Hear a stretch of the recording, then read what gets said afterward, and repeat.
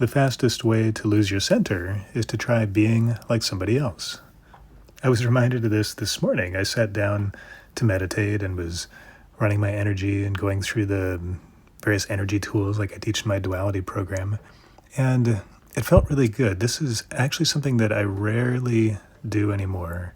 I used to practice daily this type of meditation, and at some point it becomes kind of automatic. Most of the tools are kind of working without consciously touching in. But I realized today how good it feels to touch in and use the tools for myself in a conscious way, to just kind of go through and move my energy and go back to this familiar, comfortable space that I spent so many years developing.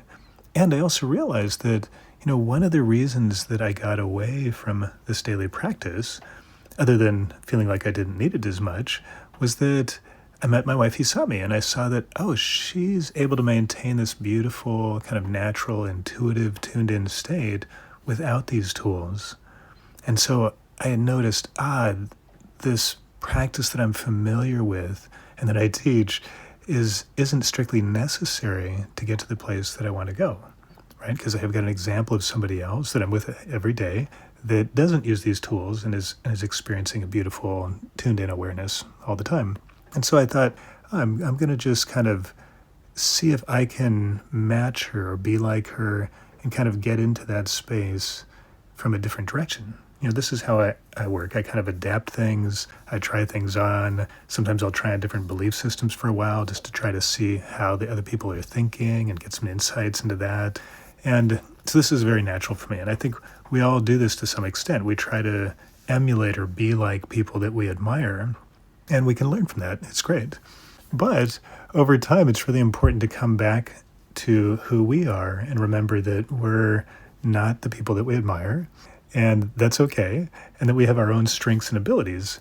And it's actually been a conversation Hisami and I have been having for quite some time, where we're looking at how different we are. And Hisami really comes from a completely different space than most people. We were joking the other day, it's like she's from a different planet or, a different dimension of consciousness.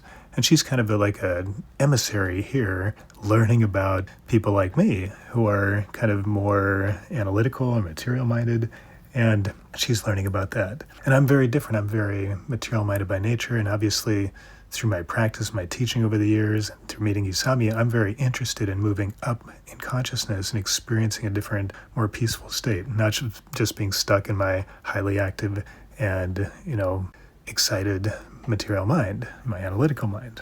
But these are two very different paths, two very different people. And so for me to say something like, the reason I don't meditate anymore is because it just comes naturally to me all the time. I'm always in a state of meditation. And I've actually heard myself say this before, right? But even as I'm saying it, I realize that's not really my story. That's Hisami's story, right? That's my wife's story. Like she doesn't practice meditation because she's always in that state of centered meditation. That's a natural state for her. But when I take it on and try to be her in this way, or try to, say the same things that she's saying or do the same things that she's doing, and all of us do this, right? I know you've done it too. Some of you are probably doing it with me, right? And two things happen. One, we do learn. We do kind of, match the energy of that person and learn from it. But in some ways, we also invalidate who we are. And over time, we can build up a little bit of kind of distance between us and our true self, which is always going to cause some sort of dissonance in the long run. So this is a good example for me today. I'm tuning in, I'm meditating, I'm just kind of doing something that was natural for me, say, 15 years ago, for me to do this every day.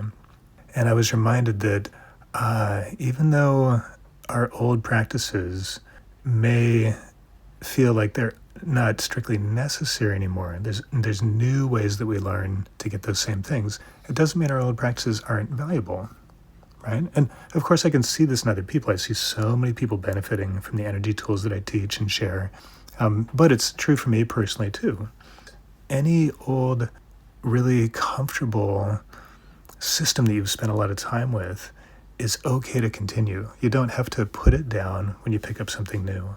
And in fact, I've found that even though I like to deeply explore other people's systems and information and finding out more and learning about the people that I admire, I always feel best when I come back and say, okay, how do I take the comfortable things that I love doing and sort of mix them in together and make my own blend? How do I honor that the other person is different from me and give them credit for their messages and their energy and their way of being without invalidating myself? How do it's kind of this mixture between learning from them but not stealing from them, or, learning from the people I admire but not losing myself in the process. And I've said it many times, this is just today is another example that, yeah, the quickest way to lose your own center is to try to be like somebody else. Because ultimately, we all have beautiful, wonderful gifts to share, and we're all here on different journeys, and validating and living your journey from your own center while still recognizing and incorporating and learning from the brilliance of others is going to feel so powerful. So I just wanted to share that today and encourage you to really be yourself, to reach inside and feel the things that bring you joy and just be happy that you have them. You don't have to be changing all the time. You don't have to be growing all the time. The real goal, I'd say, if there was one, of being here is to be present, to be ourselves, to be comfortable, and to enjoy our lives. And this state of being doesn't happen when we're always comparing and trying to change and trying to be like other people. So just slow it down a little bit today. Have a nice breath. Enjoy some practice that you enjoy. And celebrate that unique, wonderful, amazing person that you are already today.